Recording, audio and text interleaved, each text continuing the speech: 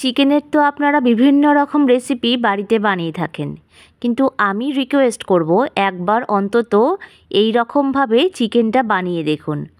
অন্য সব রেসিপি আপনারা ভুলে যাবেন এইভাবে চিকেনটা বানালে। আজকের রেসিপিটা এমনভাবে বানাবো, এটা রেস্টুরেন্ট থেকে আনানো নাকি বাড়িতে বানানো সেটা কেউ ধরতেই পারবে না। চলুন তবে কথা না বাড়িয়ে রেসিপিটা দেখে নেওয়া যাক। এখানে আমি 700 গ্রাম পরিমাণ চিকেন নিয়েছি কারি কাট, আর এর মধ্যে দিয়ে দিলাম লবণ আর হলুদ। এখানে হাফ চামচ পরিমাণ লবণ আর হাফ চামচ পরিমাণ হলুদ দিয়েছি, আর দিলাম কিছুটা পরিমাণ সর্ষের তেল। তারপরে মাংসটাকে ভালো করে ম্যারিনেট করে মোটামুটি 30 মিনিটের জন্য রেখে দিতে হবে। ম্যারিনেট করার সময় কিন্তু আমরা আর অন্য কোনো মশলা ব্যবহার করব না। এবারে মাংসটা সরিয়ে রেখে কড়াই বসিয়ে দিয়েছি। তারপরে কড়াইতে দিয়ে দিলাম বেশ কিছুটা পরিমাণে সাদা তেল। এখানে তেলের পরিমাণটা একটু বেশি হবে। এখানে আমি মোটামুটি 5 চামচ পরিমাণে সাদা তেল ব্যবহার করেছি। সবার প্রথমে দিয়ে দিলাম গোটা জিরে, আর দিলাম একটা দারচিনি স্টিক, 2টো এলাচ, 3টে লবঙ্গ। এবার দিচ্ছি একটা চপিং বাউলে একটা বড় সাইজের পেঁয়াজ কুচি করে নিয়েছিলাম, সেটা দিয়ে দিলাম। পেঁয়াজটা দিয়ে ভালো করে নাড়াচাড়া করে নিয়ে নরম হয়ে আসা অবধি অপেক্ষা করব। 2 থেকে 3 মিনিটের মধ্যে দেখবেন পেঁয়াজটা অনেকটা কিন্তু নরম হয়ে যাবে। ঠিক তখন দিয়ে দেব 2 চামচ পরিমাণে আদা রসুনের পেস্ট। আদা রসুনের পেস্ট দেওয়া হয়ে গেলে আরও একবার নাড়িয়ে চাড়িয়ে নেব। আজকের রেসিপিটা কেউ স্কিপ করলে কিন্তু ভীষণ বড় মিস করবেন। আর এই রেসিপিটা কিন্তু লুচি, রুটি, পরোটা, নান, কুলচা, ফ্রাইড রাইস সব কিছুর সাথেই জমে যাবে। এবারে দিয়ে দিচ্ছি বেশ কিছু রেগুলার মশলা। দিচ্ছি 1 চামচ পরিমাণে জিরে গুঁড়ো, 1 চামচ ধনের গুঁড়ো, 1 চামচ পরিমাণে লাল লঙ্কার গুঁড়ো। মশলাগুলো সবকটা দেওয়া হয়ে গেলে ভালো করে মিলিয়ে মিশিয়ে নিতে হবে। দর্শক বন্ধুরা, আজকে যারা আমার চ্যানেলে প্রথম ভিজিট করছেন তাদেরকে অসংখ্য ধন্যবাদ এবং চ্যানেলটা সাবস্ক্রাইব করে পাশে থাকার অনুরোধ রইল। মশলা দিয়ে ভাজা হয়ে গেলে চিকেনটা এবারে দিয়ে দেব। চিকেনটা দেওয়া হয়ে গেলে চিকেনের সাথেও কিন্তু মশলাটাকে দিয়ে ভালো করে মিলিয়ে মিশিয়ে নিয়ে কষিয়ে নিতে হবে। রেসিপিটা যারা ফেসবুক থেকে দেখছেন তারা আমার পেজটা ফলো করে দেবেন, আর একটি লাইক দিয়ে ভিডিওটা দেখা শুরু করবেন। আপনাদের একটা লাইক এবং একটি কমেন্টস কিন্তু আমার জন্য অনেকটা। দেখুন চিকেনটা দিয়ে কিন্তু মশলাটার সাথে আমি ভালো করে কষিয়ে নিচ্ছি। এবারে একটু ঢেকে ঢেকে আমরা চিকেনটাকে কিন্তু নরম করে নেব। ঢাকনা দিয়ে ঢেকে দিলাম। 3-4 মিনিট পরে ঢাকনা তুলে দেখুন কতটা পরিমাণে তেল ছেড়ে দিয়েছে।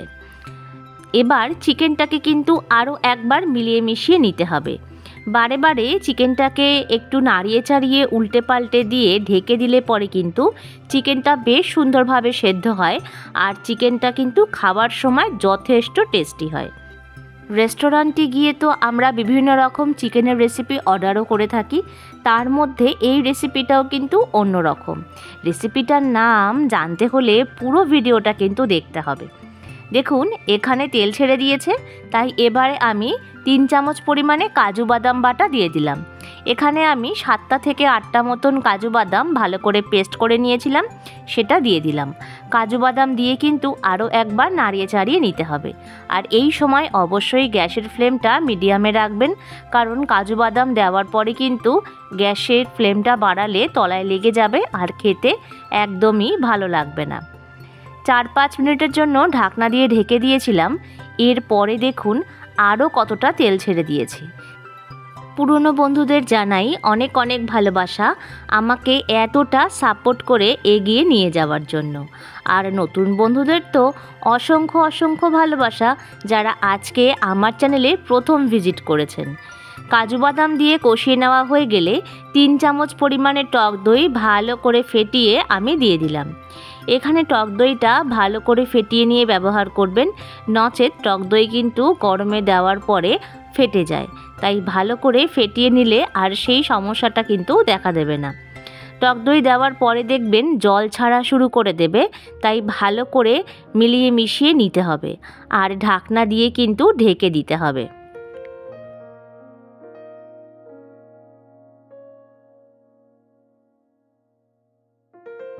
মোটামুটি 4-5 মিনিট পরে দেখুন ঢাকনাটা সরাচ্ছি, কত সুন্দর চিকেনটা অনেকটা প্রায় সেদ্ধ হয়েছে আর তেলও কিন্তু উপর দিয়ে চলে এসেছে আর মশলাটাও কিন্তু বেশ ভালোভাবে কষে গেছে।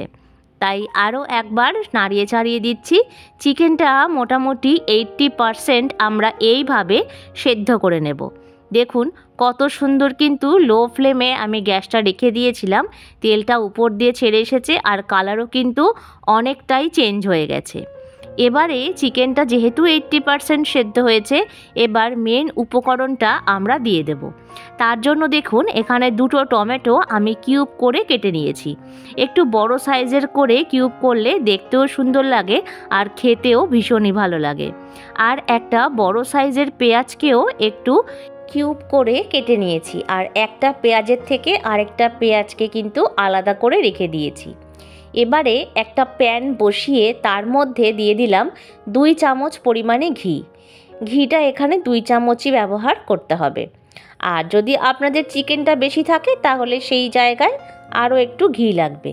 এবারে দিলাম 1 চামচ পরিমাণে গোটা মৌরি। মৌরিটা কিন্তু হালকা নাড়াচাড়া করে আমরা ভেজে নেব। সুন্দর গন্ধ বেরোলে সবার প্রথমে পেঁয়াজটা দিয়ে দিতে হবে। পেঁয়াজটা দেওয়া হয়ে গেলে হালকা নাড়াচাড়া করে নিতে হবে, যেটাকে আমরা সতে বলি। একটু নাড়াচাড়া করে নিয়েই পেঁয়াজটা দেখবেন কালারটা সামান্য চেঞ্জ হওয়া শুরু করবে। ঠিক সেই সময় যে টমেটোটা আমরা কেটে রেখেছিলাম সেই টমেটোগুলো এবার এর মধ্যে দিয়ে দেব। টমেটো দেওয়া হয়ে গেলে হালকা নাড়াচাড়া করে টমেটোর সাথে পেঁয়াজটাকে মিলিয়ে মিশিয়ে নেব। আর দিলাম সামান্য পরিমাণ একটু লবণ, যাতে টমেটোটা সামান্য নরম হয়। এবারে হালকা সতে করে নিতে হবে, যাতে টমেটো আর পেঁয়াজটা আবার বেশি নরম না হয়ে যায়, সেই দিকে কিন্তু অবশ্যই খেয়াল রাখবেন। 1 থেকে 2 মিনিটের মধ্যেই দেখবেন পেঁয়াজ টমেটো হালকা নরম হওয়া শুরু হয়ে গেছে। ঠিক সেই সময় কিছুটা পরিমাণ কাসুরি মেথি দিয়ে দিলাম। কাসুরি মেথি দিয়েও হালকা নাড়াচাড়া করে গ্যাসটা অফ করে আমরা রেখে দেব। দেখুন কীরকমভাবে আমি করে নিচ্ছি। ঠিক এই পর্যায়ে গ্যাসটা অফ করে দেব। আর ওদিকে চিকেনটা কিন্তু আমি লো আঁচে করে ফুটিয়ে নিচ্ছিলাম, তাই দেখুন কত সুন্দর কালার হয়ে গেছে। এইবারে আমরা এই পেঁয়াজ টমেটো আর কাসুরি মেথির যে মিশ্রণটা সেটা এর মধ্যে মিশিয়ে দেব।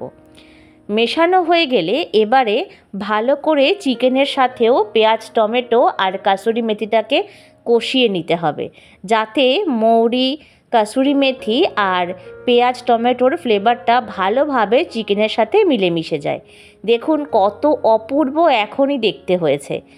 এবার সামান্য পরিমাণ মিক্সির পাত্র ধুয়ে জল দেব।